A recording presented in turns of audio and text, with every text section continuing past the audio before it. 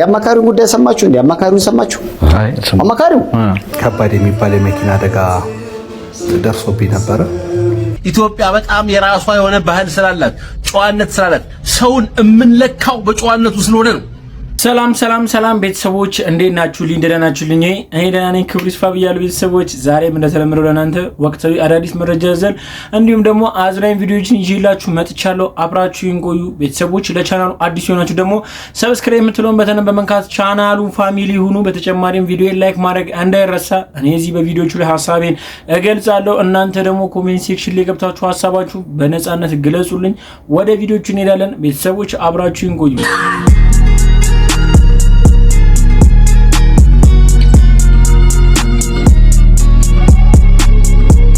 እንግዲህ ቤተሰቦች ሁሌ እንደተለመደው ባለ ታሪኮች ህይወት ገጠመኛቸውን ውጣ ወረዳቸውን እንግዲህ ያጋሩናል። እኛ ደግሞ የነሱን ህይወትን ተሞርክዘን እንግዲህ የራሳችንን ሐሳብን ጣል የምናደርግባቸው ብዙ ባለ ታሪኮች አሉ። እንግዲህ ለዛሬ እስቲ አንድ ታሪክ ልጋብዛችሁ፣ አብራችሁን ቆዩ።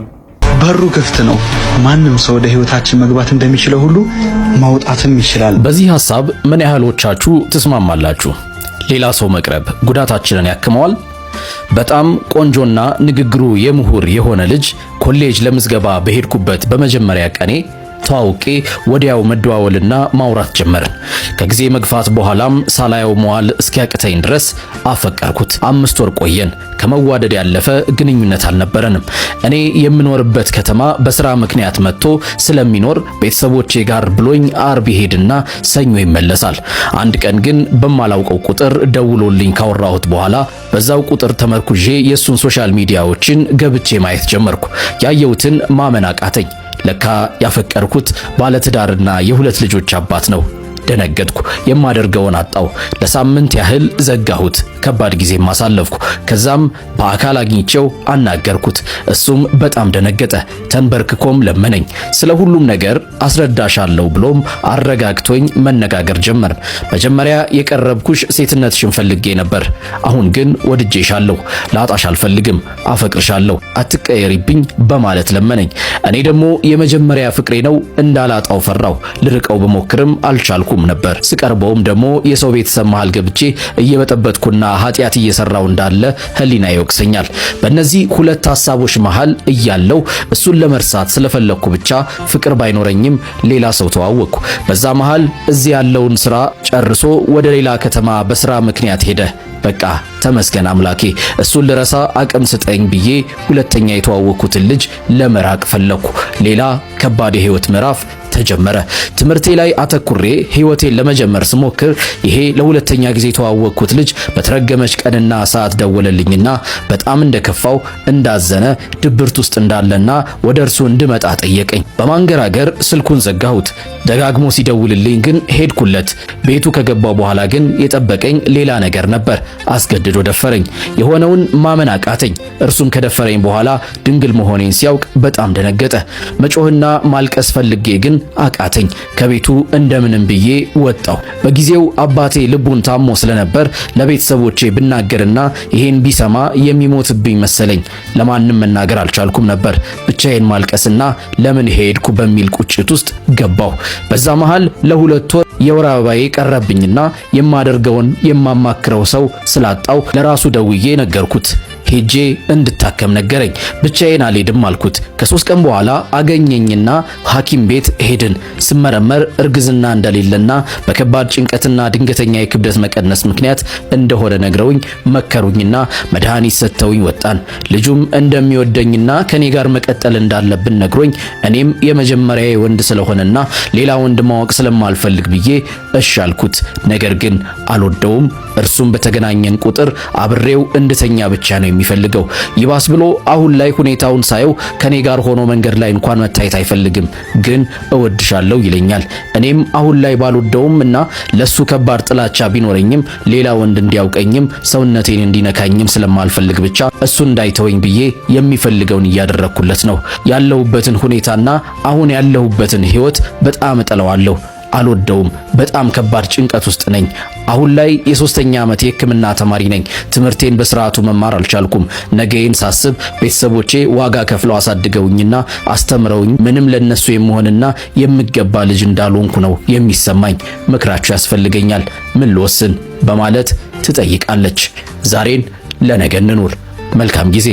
እንግዲህ ቤተሰቦች ታሪኩን እንደሰማችሁት ነው። እህታችን በምን አይነት ውስብስብ የሆነ ህይወት ውስጥ እንደምትገኝ ከታሪኩ መረዳት እንችላለን። ቤተሰቦች እስቲ በዚህ ጉዳይ ላይ እናንተ ሀሳብ ምን ይመስላል? እህታችን ምንድነው መወሰን ያለባት? ምንድነውስ ማድረግ ያለባት? እስቲ ሀሳባችሁ ኮሜንት ሴክሽን ላይ ያጋሩኝ። እድሜ ለኔ እኔ ባላገባሽ ኖሮ ማን ያገባሽ ነበር? አንተ ቀጥያም ሽማግሌ አንተን ያገባው ጊዜ ነበር እከካሞኝ የቀረውት። እድሜ ለኔ እኔ ሷራኩሽ አንቺ አሮጊት ዝም በል እባክህ። ምን ይመስላል? ወይ አምር ወይ አፍር መቆጫ ፊት ሂጅ ወደዛ። ቆይ አንቺ ምንድን ነሽ? ሰው ነሽ? አሁንስ እንዴት እንዳስጠላሽኝ ቋቅ ነው ያልሽኝ። ይሄን ያህል አስጠልቼሃለሁ? አውቄ እኮ ነው የኔ ፍቅር ከምርክ ነው ልኬን ከረገርከኝ በኋላ። ኧረ እኔስ ቀልድ ነው። በጣም ነው የምወድሽ። እስኪ የምትወደኝ ከሆነ እዚህ ብብቴ ስር መሀሉ ላይ ሳምኝ። የፈጣሪ ያለ ብብትሽን? አዎ በሌላ ነገር አልሞት ስልሽ በሷፍነሽ ልገይኝ ነው። ያሰላል ጋይስ። እንዴ ካልጠፋ የፍቅር መግለጫ ብብት ስር ተስሞ ፍቅር መግለጫ። ኧረ እኛ በዚህ አንስማማ። እኔ ማይሰማው ወይኔ ኧረ ሰውዬ እባክህ አትወርደኝ። አልፈቁ ደግሞ እኮ የዛሬ 20 ዓመት አይቼው ነበር። አሁን ምን አገኘህ ይባላል አያለው ባለካንቱ እንዳንተ ሲጠጣ ነው ትቦ ሰው ወርቆ የተገኘ። አንተም ነገ ጧት ማታቋርጡ እንዲህ ነው የምትሆነው። አፈርጠና ዝም በይ የሚስት ሾካ አምላኬ ወይ ግን ለሷ ቢሆን አንድ ቦታ አንተ ነው የኔን ጋባዦች አንድ ባንድ የምትለቅማቸው። አንድ ዘሮ በተይኝ እሱንም ነፈከኝ። ተወሰዳት መልካም ባል እንዲህ በጊዜ ሞቶ ለሚስቱ ትልቅ እረፍት ይሆናል። አንተ እዚህ ከኔ ጋር በየለቅሶ ቤቱና በየእድር ቤቱ ምስርና ንፎ ለቀቃለ ኦዳ በፍጹም አላረገውም። አንቺን ድል አድርጌ ደግሼ ሳላስከብርሽማ ጭራሽ ልቀድምሽ። የተባረከ ይሁን ደፋ የሚገንዝ ጠፍቶ ነው እንጂ እኮ ሞታ አሉ ብለን ታስበው ያየኔ ወጣይ ራስ አለማው እባክህ ለቅሶ ላይ ነኝ እባክህን አታስቀኝ አላለም። ሴትዮ መንገጭላሽን ከሽንፍላሽ ጋር አገናኝቼ ከአስክሬኑ ጋር አብሬ እንዳልሸኝሽ። ዋ ለነገሩ አንቺ ብትሞሽ ሊዳው ለኔ ላንቺ ቢሆን የሬሳ ሳጥን ይገኛል። ውቅያኖስ ውስጥ እኮ መርፌ መፈለግ ይጠላል። ይሄን ወደ ግብዳ ተመቅበርግን በጋዜጣው ወረቀት ጠቅልሎ መሸኝ እንዳረግ ይተላ ትኩስ ሬሳ ይዘን አንጨቃጭ። ከቀብር በርስ እንደሚሆን ታደርጊኛለሽ። በጋዜጣ ጠቅልላለሁ አይደልሽ? እስኪ መጀመሪያ ጋዜጣውን አንብብኝ። ደነስ ወጣለ እኔ ማይሳማው አረ ማካሽ አስክሬን በስርዓት ያዙት እንዴ ልጥሉ ዝራኔ ሞፋል ብላችሁ ነው አይደል የምትጮቱበት?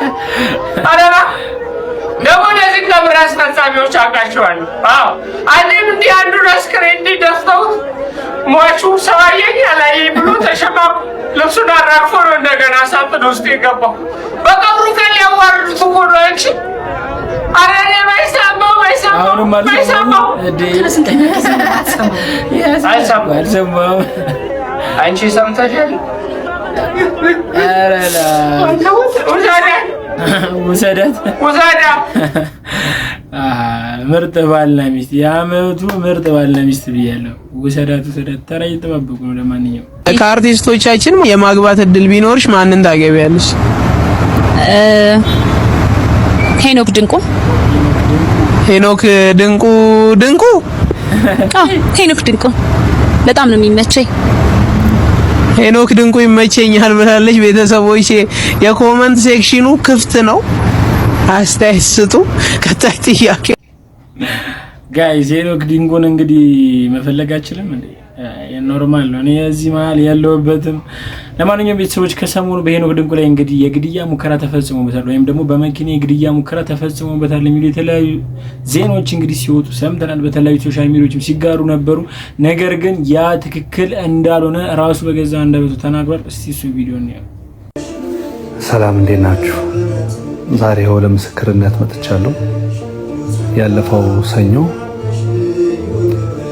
በዳይሬክተርነትና በፕሮዲሰርነት የመጀመሪያ የሆነውን የሲኒማ ስራ እየቀረስኩ ባለሁበት በ8ኛው ቀን ከባድ የሚባል የመኪና አደጋ ደርሶብኝ ነበረ። ግን እግዚአብሔር ይመስገን ከዛ አደጋ በህይወት ተርፌያለሁ። ከአደጋው አንጻር በህይወት መትረፍ ትንሽ ከባድ ነበር፣ ግን እግዚአብሔር የሞት ደብዳቤን ሽሮልኝ ዛሬ ለምስክርነት በቅቻለሁ። አጋጣሚ ሆኖ ቀኑ የኪዳነ ምሕረት ቀን ነበረ። እኛም ደግሞ ቀረጻ ከመጀመራችን በፊት ጠዋት ላይ ዳቦ ቆርሰን ሻማ አብርተን ዘምረን ለኪዳነ ምሕረት የሚገባትን ክብር ሰጥተን ነበር ቀናችን የጀመርነው። ዘፍመሽ አካባቢ መገናኛ የመንገድ ሲኖች እየቀረጽን በእግራችን ሆነን እየሰራን ነበረ። ከሌላ አቅጣጫ የሚመጣ መኪና በፍጥነት ገጭቶኝ ቀኝ እግሬ ላይ ከባድ የስብራት አደጋ አጋጥሞኛል። እንደነገርኳችሁ ከአደጋው አንጻር ተመስገን የሚያስብል ሁኔታ ነው የነበረው። ሁሌም ካፌ ነጥዬ ሳልጠራት ውዬ የማላድረው እናቴ ኪዳነ ምሕረት በዕለተ ቀኗ ከሞት አትረፋኛለች።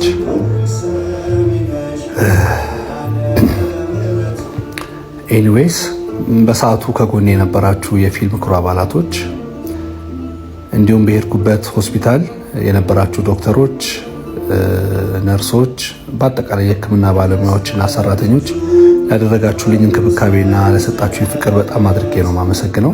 እንዲሁም ወዳጆቼ፣ ቤተሰቦቼ፣ ጓደኞቼ፣ መላው የኢትዮጵያ ሕዝብ ይህንን ጉዳይ ሰምታችሁ ደንግጣችሁ በውስጥ መስመር የጻፋችሁልኝ ስልኬ ላይ በተደጋጋሚ ስደውሉ የነበራችሁ ሰዎች እንዲሁም ደግሞ ሶሻል ሚዲያ ላይ ፌክ የሆነ ኒውስ ሞቷል እስከመባል ደረጃ ሰምታችሁ ደንግጣችሁ በጣም ለተጨነቃችሁ ሁሉ እግዚአብሔር ያክብርልኝ። አሁን በጣም ደህና ነኝ። እግዚአብሔርን አመስግኑልኝ፣ ኪዳነ ምሕረትን አመስግኑልኝ። ለዚህ ምስክርነት እንድበቃ አድርገውኛልና እግዚአብሔር የተመሰገነ ይሁን። ሁላችሁንም አመሰግናችኋለሁ። እንግዲህ ቤተሰቦች በተለያዩ ሶሻል ሚዲያ ላይ እንግዲህ የሄኖክ ድንቁ ላይ የግድያ ሙከራ ተፈጠረበት ወይም ደግሞ ተፈጸመበት ተብሎ ሲወራ የነበረው ውሸት እንደሆነ እንዲሁም ደግሞ በስራ ላይ ያለ በደረሰበት የመኪና አደጋ ነው እንግዲህ እግሩ ተሰብሮ አሁን ላይ እንግዲህ በሙሉ ጤንነት ላይ እንደሚገኝ ራሱ ተናግሯል። ከራሱ አንደበት ቤተሰቦች አምላኬ ሆይ የሲንግል ላይፍ መሮኛል። አንተ አሪፍ ነው የምትለው ይጋባታል ብለህ የምታስበውን ወንድ ባል ይሆናታል ብለህ የምታስበውን ወንድ ወደ ህይወቴ ላከልኝ ብለሽ ለመንሽ አይደለ? ጠየቅሽ አይደለ? መልከ መልካም ጸባይ ሰናይ አሺ የሆነ ወንድ ወደ ህይወትሽ ላከልሽ። ከዛ ምን አልሽ? አንቺ እናት ምን አልሽ? ወንድሜ ማለት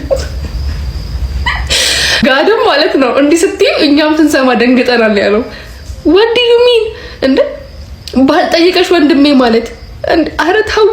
ከምትጠይቁትና ከምትፈልጉት ነገር ጋር የተስማማችሁ ነው ግን ጋይስ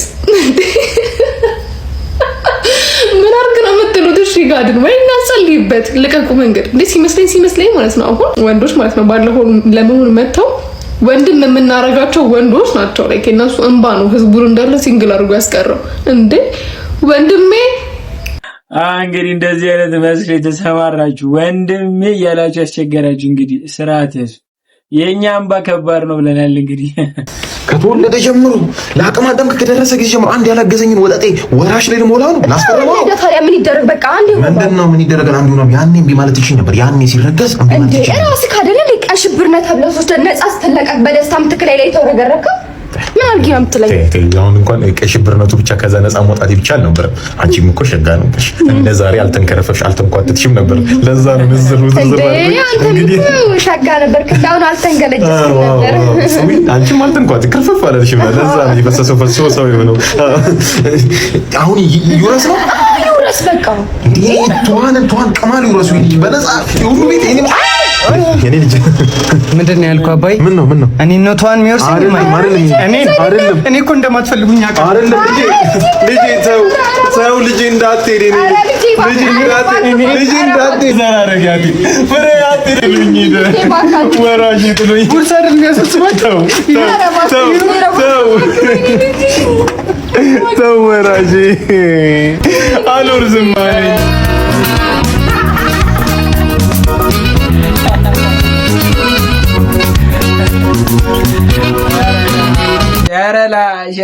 ሸረላሽ እኔ አንጀቴን በላኝ ይብላኝ ካለና ከረ ወርሰን ቀደል ሄድከው ምስኪኑ ልጅ ይድረስ ለአንተ ነው።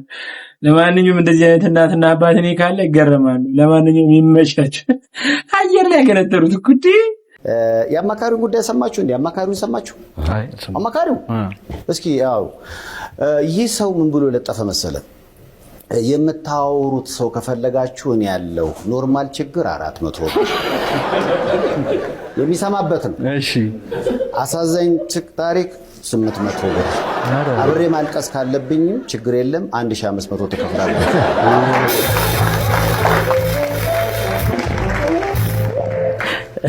በነገራችን ላይ የኔ ማስታወቂያ ግን አልታየልኝም። በፊት አዎ ለምሳሌ አልበላ ላላቸው ሰዎች ያባላሉ 400 ብር አለ። ጭንቀት ላለባቸው አብሬ ይጨነቃለሁ 1200። እንግዲህ ጭንቀቱ የገንዘብ ሆኖ ለኔ እንደገና 1500 ከፍሎ የጭንቀቱ ጭንቀት ሆነበት። በነገራችን ላይ እኔ ችግር አለባችሁ ነገር እንቅልፍ እምቢ ላለው አብሬ ቁጭ ብዬ ሌሊቱን ሙሉ የሱን እንቅልፍ ማጣት እጋራለሁ 2500።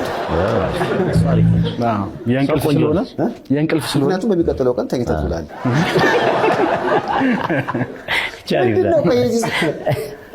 ምን አሰብክ አንተ? የሆነ ነገር ቢዝነስ እኮ አሪፍ አይዲያዎች እየመጡ ነው። የቢዝነስ ግን ገበያ አለው ይሄ ነገር ገበያ ይኖረዋል። አረ አንዳንድ ሰው ጆሮ አጥቷል። በእውነቱን ለመናገር የሚሰማው ሰው ይፈልጋል። በ12 ቅመም እንደሰራቱ አንቺ ቀመሻለ አልልም ዘንድሮ